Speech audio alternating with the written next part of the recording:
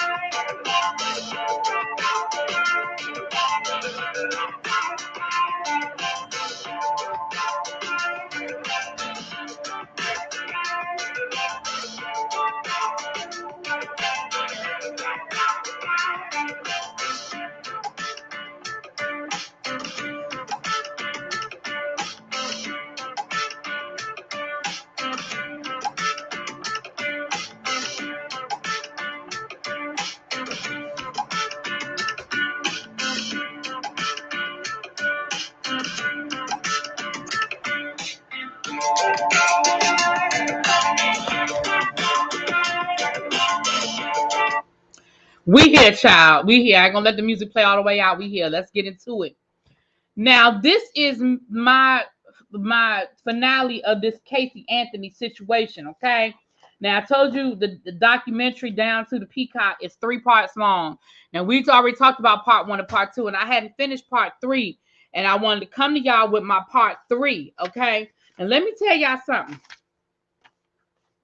They should have ended it at part 2. Okay. Part 3, if you have been following the Casey Anthony case, the last 20 minutes of part 3 don't do her no justice, in my opinion.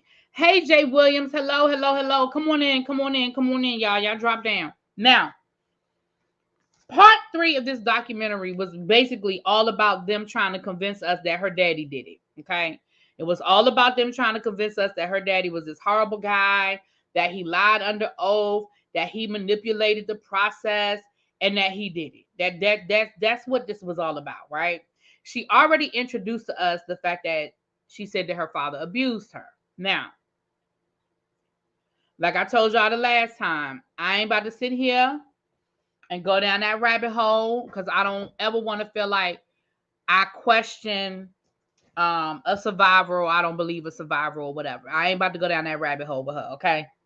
But just because he may or may not have abused her does not mean that I believe that he had anything to do with that, with her daughter's demise, okay? Let me be honest with y'all, okay? Now, let me just go through some of the information that they brought up. Now, they brought up the fact that the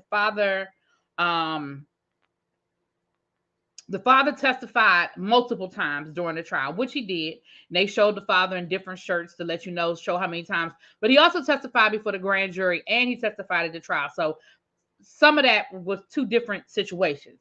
Now, what they said was that the father, because he was a former cop, from the beginning was sort of kind of talking to the cops like good old boy type situation. Good old boy, good old boy. Now, let me say this to y'all. What was bothering me about the angle that they were coming at, when I say that, I'm talking about the producers of this documentary, which it is so obvious that they were biased, and this was a total publicity stunt to try to rehabilitate Casey Anthony's image. That is all that this was about, in my opinion, okay? This was not about her telling her truth. This was about her once again trying to manipulate people and get people on her side. That's my opinion. Y'all come on in. I know that the notification may or may not have gone out because I know I already went live a few minutes ago. But go ahead and hit the like button as you come in. Y'all know that helps the notifications go out to all the people. So please hit that like button and come on in and take a seat. We're gonna talk about some things. Here is my problem with part of this angle that they came at, right? So what they were trying to say was he was cooperating with the police the whole time. Well, not the whole time, but he was, and why would a father do that to his daughter? Why would a father do that to his daughter?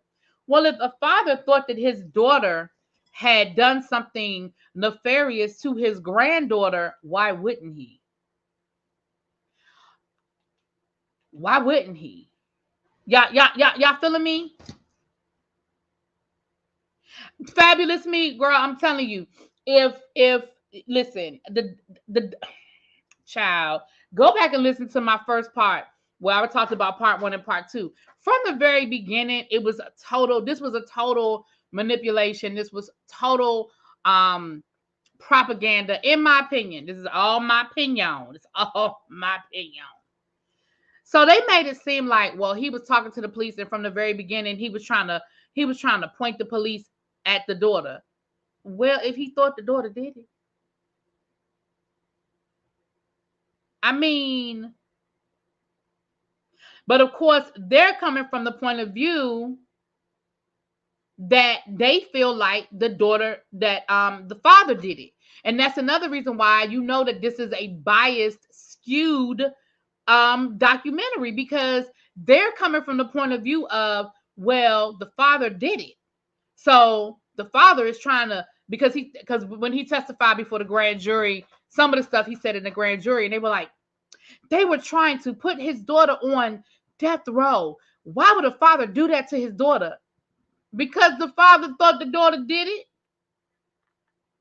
I mean, that don't make sense to me. Like, what the? Okay, let me get into this, because I could do this all day. Of course, he will cooperate. That's his grandbaby. Everyone knows that grandparents. Exactly, Xavier. Grandparents go down for the grandbabies. Okay. This whole documentary really pissed me off. She lied her entire life, but now she's reformed and living honestly by. Exactly. Girl, you've been lying since birth. And now we're supposed to just believe that you went to some therapy and now you're not a liar no more, girl. Bye. But listen, we're going to talk about this because she lied. I got my notes. She lied. We're going to get that child because it made me bad. That's what I said. Let me tell you something. Let me tell you what I said. I was talking to Pat yesterday, and I was like, they almost had me, Pat. They almost had me. And what I mean by they almost had me was they almost had me convinced that the daddy may have been in cahoots with Casey. I do not listen. There is nothing in this world. Jesus would have to tell me himself, okay? There is nothing in this world that would make me believe that Casey Anthony didn't have nothing to do with her daughter's demise. Nothing. But they had almost convinced me that the daddy might have been involved. Almost. They almost convinced me, because I'm going to tell you where I was with this before part 3. I'm going to tell y'all. I was leaning on the fence of maybe the daddy helped after the fact. I do not think the father was involved in the demise. I'm trying to use my words carefully, child, because I know they demonetized my first part. So I'm trying to be very careful in my wording. I do not think that the father had anything to do with Kelly no longer being here. That is a hard period. But they almost had me convinced that he helped Casey after the fact. Because let's not forget, her parents have been covering up for her whole life and lying for her. So they almost had me right there. But after the fact. But let me tell you why I don't believe it now. Let's talk about it. So during the trial, her attorney did a great job of making it seem like, first of all, according to Casey, and I don't believe this. This is the first lie that I think she told in part 3, not the whole documentary. I'm talking about part 3. She said that she did not know that her attorney was going to bring up the abuse on the stand. I don't believe that. I don't believe you did not know that your attorney was going to bring up the abuse. Why else did you tell people about the abuse other than for it to be used at your trial? So I don't believe you didn't tell that I don't believe that you didn't want him to bring it up. I don't believe that. She also said that she didn't know that he was going to present an alternative option to the jury, meaning her father, meaning the story about the father, and maybe it was an accidental drowning. She said she didn't know that either. Again, I don't believe that, because that's defense attorney 101. If there are any attorneys in the room, tell me I'm wrong. That's defense attorney 101. I have to give you an alternate suspect. I have to give you a plausible reason to think somebody else did that. That's called reasonable doubt. Why wouldn't her attorney, by your version of the story, you and your father were the last two to see this baby alive. Why in the world wouldn't your attorney say the daddy did it? So I don't believe that either. I think both of those are lies. I think you absolutely knew the game plan. I think you were in on it, and I think you helped plan it. I think you helped strategize. Now, let's be clear. Her daddy is not a nice guy. Her daddy's not a great guy, because it came out during the trial on the stand that he was having an affair with one of the volunteers that was helping them look for the baby. That's how they met. He met the woman at a tent where they were gathering to go out and look for the baby before they found the baby's remains. Okay, so is he a nice guy? No. Is he a cheater? Yes. Did he keep a job? Did he, help support his family? No. We know all of those things to be true. That don't make him a murderer. That don't make him that. Okay, that is low down. And of course, the jury is like, oh my goodness, he's a horrible person. Now, the woman that he was having an affair with, she did testify. She did testify that he had said to her that it was an accident that just got out of hand. That it was an accident and they just it went too far, meaning the cover up, it just ballooned out of control. Now, I don't believe this woman. I believe this woman lied, because I believe that, she was probably a scorned woman. I don't believe that man told her that. Because again, why would he tell her that? I don't believe it. I just don't believe it. I just don't believe it. Casey thinks we're stupid like her, because how you don't know nothing yet have all the answers. Girl, Xavier, exactly. Give Me Shelter said the same thing. I think he might have helped her after the fact. Yeah, that's the closest you're going to ever convince me. Now, at this point, I don't even think you're going to convince me of that. But you could have convinced me of that part. Now, she sticks by her story. She sticks by her story that she doesn't think that the baby drowned. She sticks by her story. Now, by your own version of events, Casey, this is the part that I don't understand, ma'am. By your own version of events, your father bought you your daughter. Your daughter was in his arms, soaking wet, unconscious, and you said she was heavy. I don't know how you knew she was heavy if you didn't carry her, but okay, girl.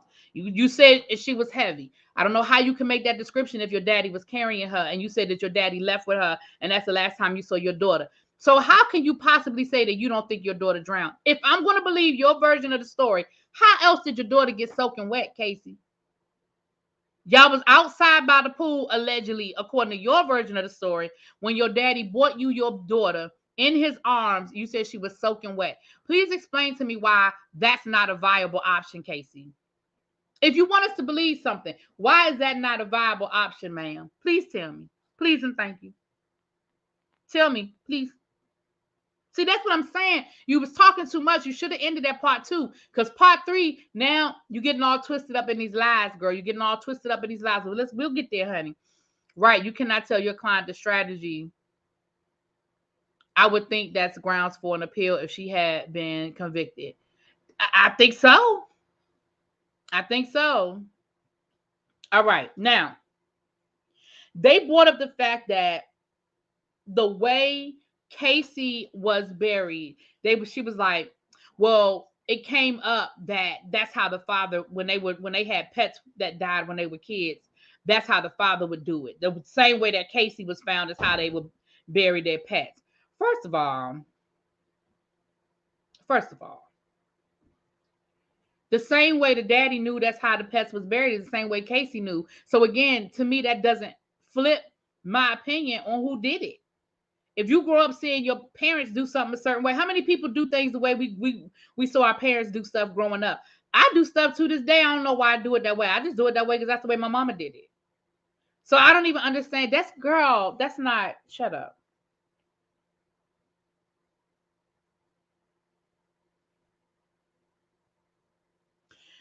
The foreman did do an interview back in the day, and the foreman said that they just didn't believe the father. They just didn't believe anything the father said. So that hurt the prosecution's case because he was their star witness, and the foreman said they just didn't, the jury didn't believe him. So when we started talking about how could the jury find her not guilty, they didn't believe the father's testimony. They didn't find him to be believable. But I think that has a lot to do with they didn't like him as a person, because as a person, he really wasn't a nice guy, rather than believing this evidence. Okay. She was found with her blanket, kind of puts you in the mindset of a mother trying to pretend the kid was sleeping. Okay.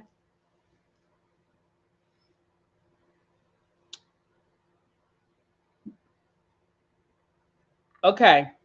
The police, this is why I stopped. I said, okay, well, I'm gonna get away from thinking maybe the daddy had something to do with it after the fact, right?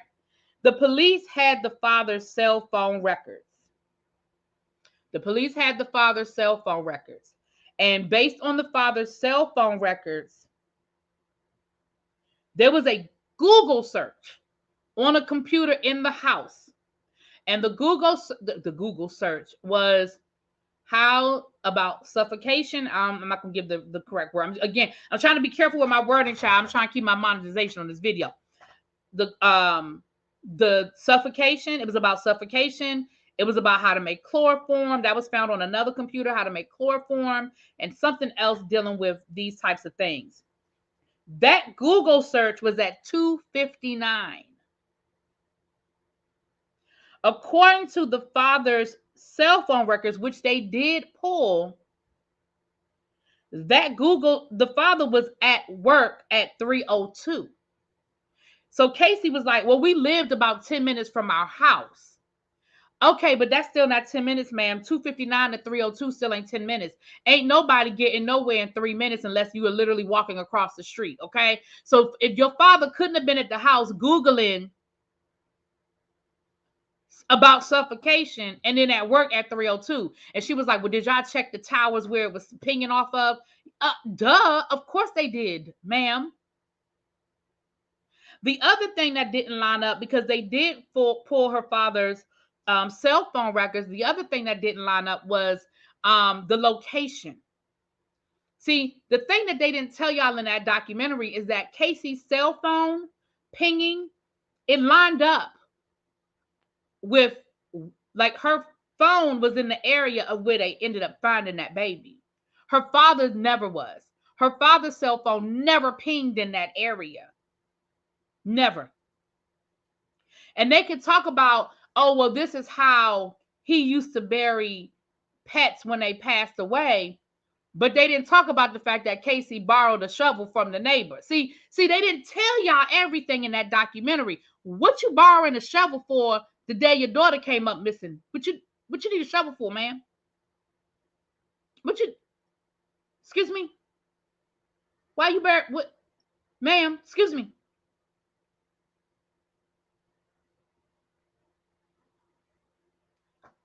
Casey had to do her best line, but failing to call her toddler's disappearance no bueno. Also, I never planned a, you know what, but I most definitely would search for methods 30 minutes before work. Okay. So Casey wants us to believe that the father was a flash, right? I think the father would do anything to try to get Casey out of this mess. It is what he has done his right. He's done that his whole life. So why now is he doing the opposite? His whole life, they have been, him and his wife, his whole life have been working to protect and shield Casey from consequences. Why now would it be any different? Let me keep going, y'all. Let me keep going. Now, the defense tried to say that the police never pulled her father's cell phone records, but they did. And again, if you look at Casey's, I ain't gonna go through all of her cell phone records, but if you go through all of Casey's cell phone records, it lined up and it told the story. It just did. Again, I can't, again, go back and listen to Crime Weekly and they break all of that down for y'all. But if you go back and you listen, hey, Mahogany Black, how you doing, love? Her cell phone records line up. Bam, bam, bam. But her father's do not. Now let's get into her explaining. So the rest of the documentary is her trying to explain some of the lies that they talked about. Now, follow me on this one, y'all. In part 1, they brought up a lot of Casey Anthony's lying. They did not bring up all of her lies, and they did not talk about the totality of her lies and how deep her lies went. But they brought up some of them because they couldn't get away with not talking about any of the lies, right? So the last 20 to 30 minutes of part 3 is her explaining all of these lies away that they brought up in part 1. Again, they still didn't bring up all of her lies, but they brought up some. So now she's trying to explain to us these lies.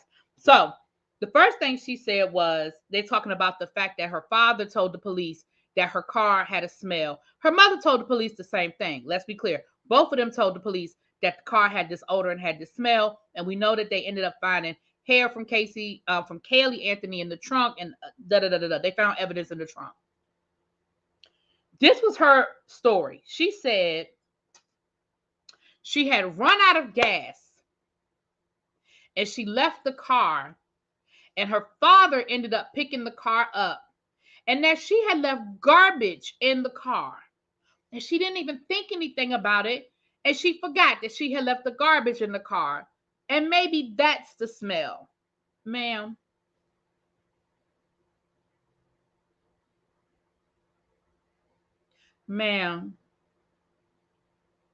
there is absolutely no, and I mean no, and I mean absolutely, there's absolutely no way that you can mistake the smell of garbage to the smell of a dead body. Ma'am, I don't care what kind of garbage it was. I'm gonna tell y'all, one time I accidentally left. I picked up my groceries, and in the trunk of my car, I had a pack of chicken, and a pack of chicken had fallen out of the bag in transit, and I didn't see it. And when I got in the house and I unpacked my groceries, I didn't realize that I didn't have it. That pack of chicken probably stayed in my trunk for a minute because I don't go in my trunk every day. I'm by myself. If I have stuff, I either put it on the seat or put it behind me. I really don't go in my trunk every day. And then it really occurred to me because I went to go cook. I went to go cook some chicken, and I was like, I know I just bought some chicken. I went out in my trunk, and we know that chicken can. Ooh, it still did not give the level after sitting in my trunk for probably about a week. It might have been it was definitely a couple of days, maybe about a week or so. I ain't gonna lie, I was in there for about a week. It had a smell to it, but clearly it wasn't strong enough that it took over my car, because I would have smelled it. Ma'am, there's no comparison. None, ma'am. But you see how she tried to put it on her dad and say, well, I had run out of gas, and when my father went to pick up the car. So she still tried to throw her father in that somewhere, somehow. But ma'am, no, ma'am. No, ma'am. She said that for the 31 days that Casey was missing, the reason why she never said anything or she never reported it is because her father was controlling. I'm sorry, Tropical, that her father was controlling her the whole time, and she just did whatever he told her to do. So your daddy told you to go to the club and party it up every night? Is that what your daddy told you to do, girl?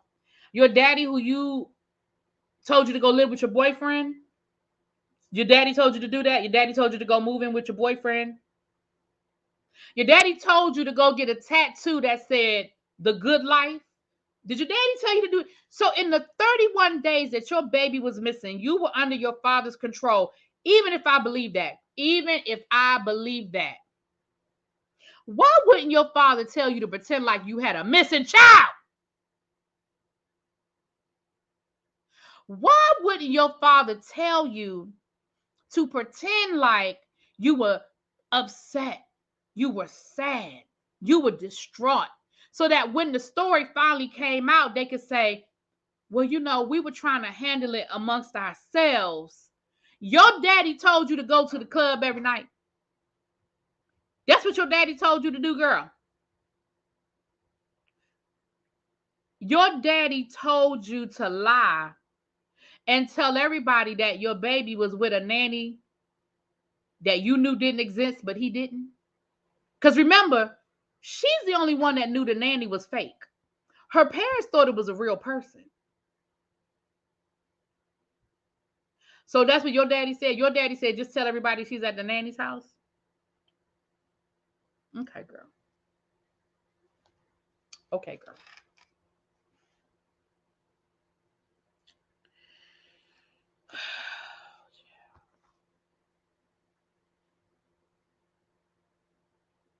So the other lie. Oh, wait a minute. What I do? Oh, there we go. I hit a button, y'all.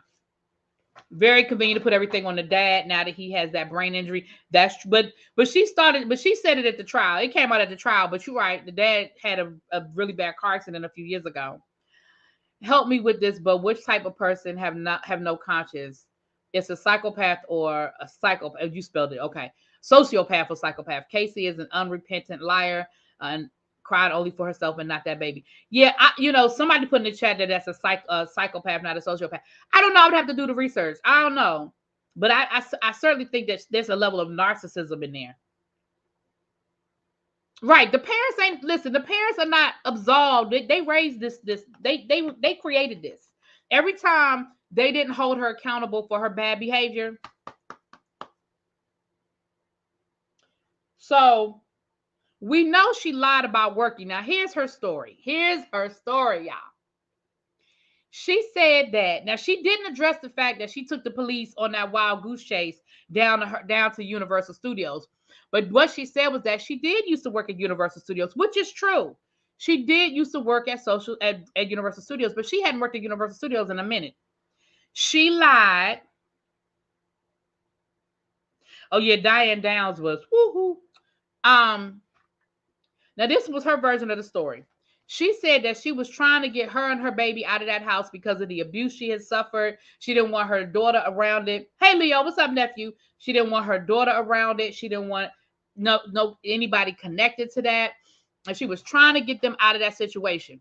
And when she said she was a contract worker at Universal through Kodak, and when Kodak lost the contract, or Polaroid, one of them camera companies, that she said she started working at night as a bartender.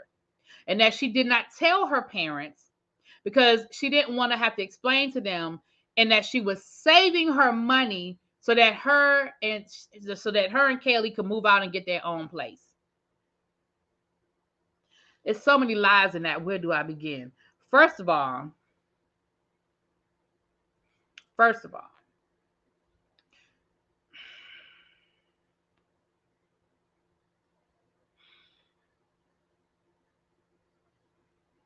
ma'am, you do know there's such a thing called a W-2.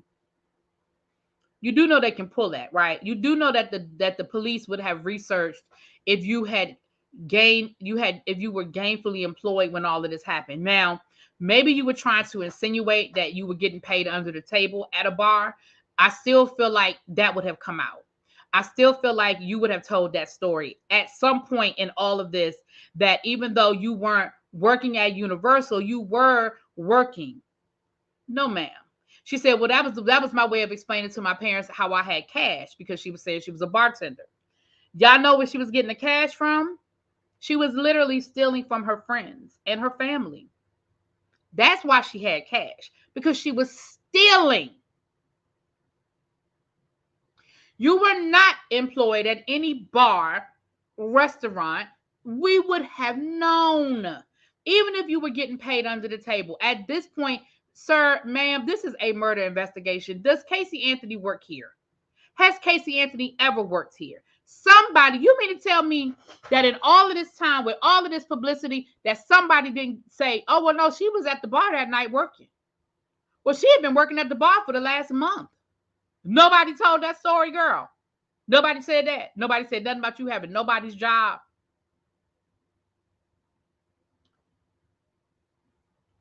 Girl. Then she said that's the reason why she was lying about having a babysitter. She was lying about Zanny because she didn't want to leave her daughter there at night with her father and mother. She said that she did not want, she said, first of all, she lied because she said that her father never watched that child. And that's a lie. It's been proven that the father used to watch that baby. So that's a lie. But she was like, I didn't want to leave my daughter there at night with them. And that's why I lied about having a babysitter. So now my question to you, Casey, is then where was your daughter when you were working at the bar at night? Where was your daughter? If you didn't want to leave your daughter with your parents because you were so worried about your father doing something to your child, but you had a whole job at night, please tell me where the baby was. You see how you telling the story, and you see how that, where was the baby, Casey? Because the babysitter was an imaginary person. She didn't exist. She wasn't real.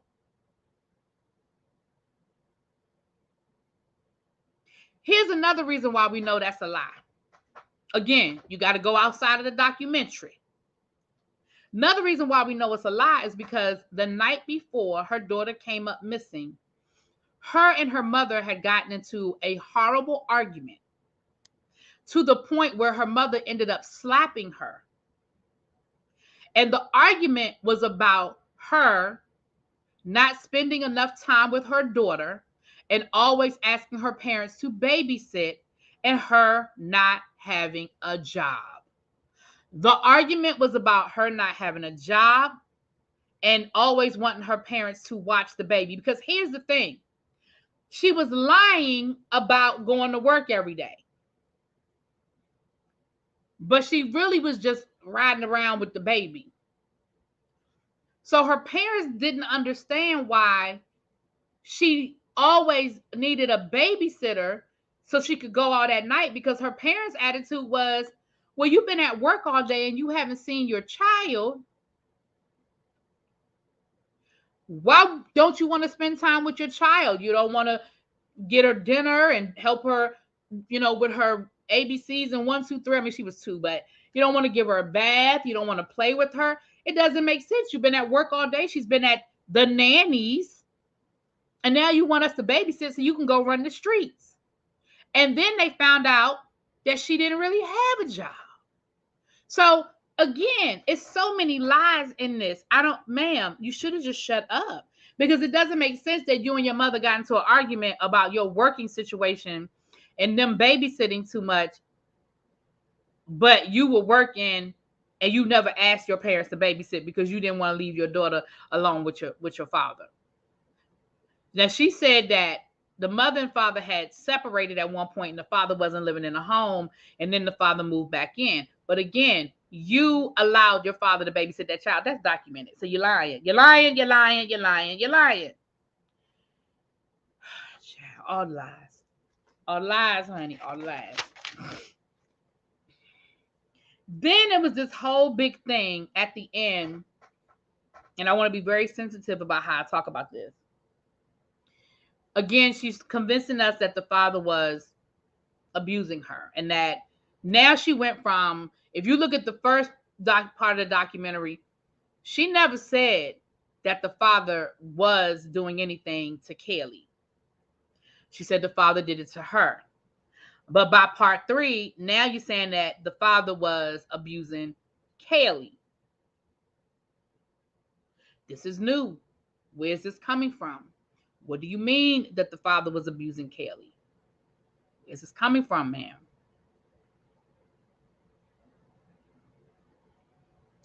Let me pause right here. Xavier, thank you. Xavier says sociopaths can't tell right from wrong. It literally stops them from following social norms. Psychopaths can follow norms and deceive you into believing they're normal. So then I would say she's a sociopath then. So she says she's doing this interview with this woman and she's trying to make it seem so casual. She said, I remember one time, I don't remember where he said it, but I remember one time when he said that he loved the smell of Kaylee's sweat. And the person interviewing her said, oh, he said that at the memorial, I believe.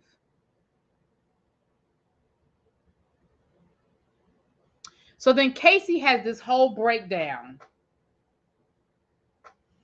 about her father saying it and him being a P word. I ain't gonna say the word, but being, the P word. And oh my goodness, he was doing that to my daughter. And I mean, she has this whole breakdown at the end, right? So then they show her the clip from the memorial service, and she was like, I've never seen this. I wasn't allowed to go because I was already in jail when this happened. I'd already been indicted. I've never seen this. I've never seen this. If y'all think that I believe that it was just a total coincidence that you remembered your father saying that, and it just happens to be something that he said at the memorial service, but now you never saw the memorial service, so either you want us to believe that he said it more than once, or you're psychic.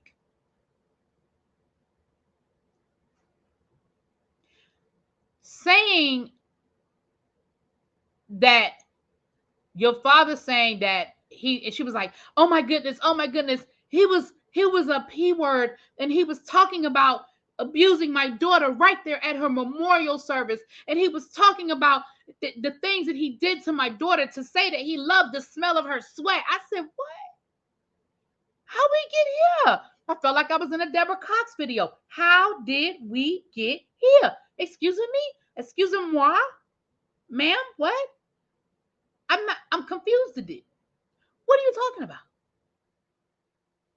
What? I was confused. And I'm not even trying to be funny. Y'all was confused. Girl, I said, what? So by the end of this, she then went from her daddy touching her to now her daddy, the full Monty, all the way through to her daughter. And she really tried to put everything on. And I just cannot. I absolutely, like I said, she should have stopped at part 2. She might have got more out of me. Because by the end of part 2, I was thinking, well, maybe the daddy helped her after the fact. I still didn't think he did it. But I was like, maybe the daddy was involved after the fact. But now I'm like, girl, you're just a liar and the truth ain't in you, child. I can't with you. I cannot. I just can't. I can't with you, girl. Casey still doesn't know who the father of the child is. She's still lying. She tried to run a baby daddy game on some poor idiot. I bet his parents pushed for a paternity test, thankfully. Child, she put it on 2 people. They put 1,000 on 10 for that comment. That was a giant lead. Casey still hasn't filed charges against her. Right, and she said that in the documentary. I can still file charges against him for what he did to me. There's no statute of limitations in the state of Florida. Well, girl, do it. Do it then. Yes, please hit that like button. The attorney she works for needs his head checked. Child, she works for the attorney now. She works for her legal team. Those are really like her only friends.